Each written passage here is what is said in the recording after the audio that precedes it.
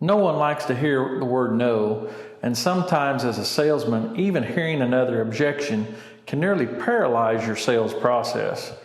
My goal today is to give you a few tips and techniques that will help you overcome objections and make it easier for you to close the sales.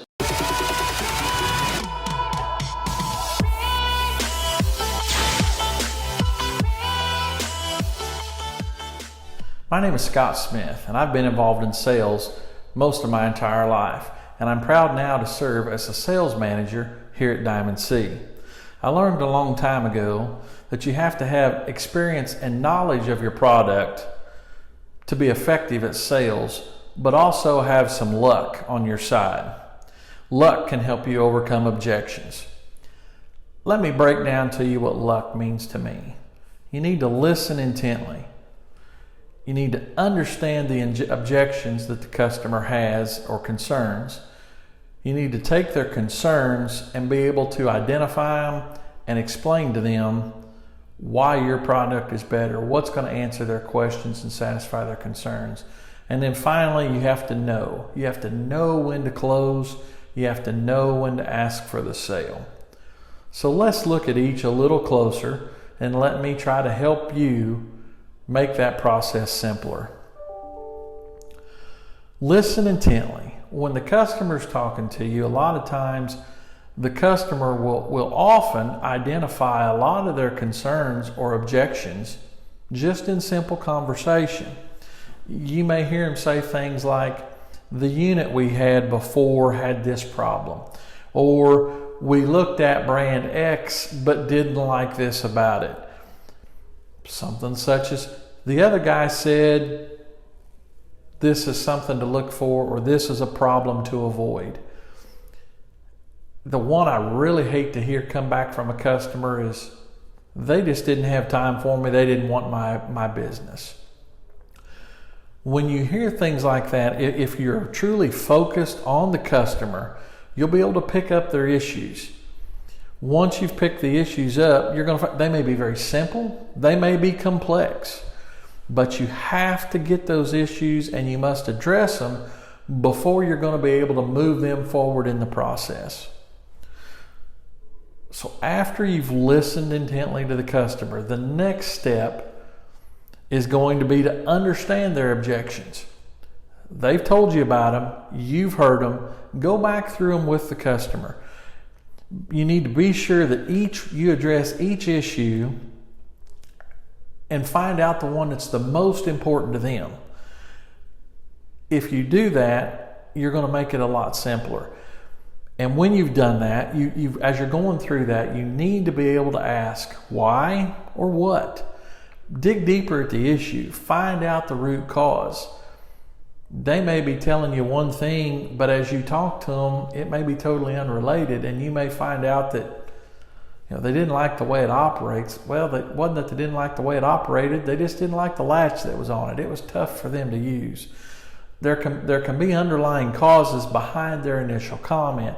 So don't be afraid to dig in a little deeper, have that conversation, and get them to give you more details about those problems. The better you understand each of their concerns, the easier it's going to be for you to try to move them past them as you move through the process. After you've understood their concerns and their objections, now you're ready to take their concerns and address them. You're going to have to address each one. You're going to have to do that by offering solutions and value to those concerns. You need to be able to tie that value back to them directly. They need to understand how it's working for them. You can't sit there and simply read features and benefits off of a brochure. You have to have working knowledge of that piece that you're trying to sell so that you can make the customer understand the value in what you're trying to answer with their question or their concern. They need to know that that you have thoroughly understood their concern and that you have tied it back to them. That's going to trip a trigger for them that says, hey, this person gets it. They understand me. They want to help me. Be willing to get up and go out and show them firsthand how it works, what the ease of use and functionality is of that particular piece that they're looking at. They're gonna sit there and nod with you in agreement when you're talking to them. They may not be 100% sold on what you're telling them, but they may nod along. So they're agreeing with part of it. If you'll take the time to get up and go show them the answers as you're talking through them. Hey, this is how this works. This is why it's so much easier. Anybody can do this. And you show them that and give them the opportunity to do it as you're talking through it. Now you've won them over. They're going to see exactly how that works and understand, you know what, he's right. That was quite a bit easier. Or I do like the functionality of that better than what I looked at before, now that I know exactly how it works. Once you've gotten to that point and they are understanding what you're telling them, you're going to hear them start to make comments where they are assuming ownership of the product. I mean, you may hear them say, hey, I think that would work really well for us. Or, yeah, our machine would fit good on that piece. My husband, my wife would really like this. That's super easy to use. We could do that, no problem. As you begin to hear those comments, they're taking ownership. That's giving you an indicator that it's time to ask for the sale. Knowing when to close. That's where you're at. You would be amazed at the amount of people, the amount of salespeople that I see that will go through the entire process and never ask for the sale. They took the time to come to your lot or make that phone call or get online and do their research and contact you. They're interested in something. It's up to you to sell it to them. If you sit there and wait for that person to say, hey, thanks for your time, I'll be back to you. I want to do some other looking. I want to see what's out there. And they walk out, you're dead in the water. If you're waiting for them to say, hey man, that's great. That's the one I want to buy. You're going to sell a few, but you're not going to sell what you could.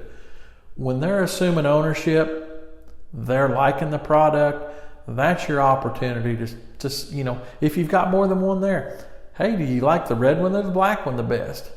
Man, that black one would sure look good. Great, let's go in and get it done. Sit down and talk to them.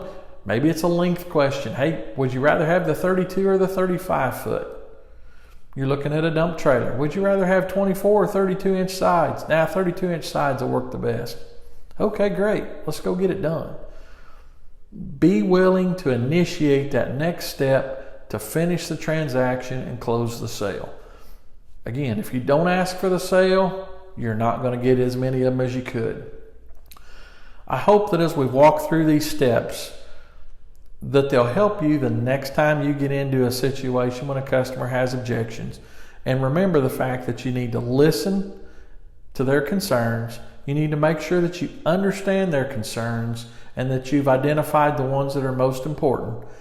Then you need to address them, explain to them your solution and what the value is to them and how it directly relates to their concern, and then know when to close the sale. If you can remember some tips from these tools, I think you'll find that you will close more sales and be more successful. I appreciate your time and listening today and hope you enjoy the rest of your day. Thank you.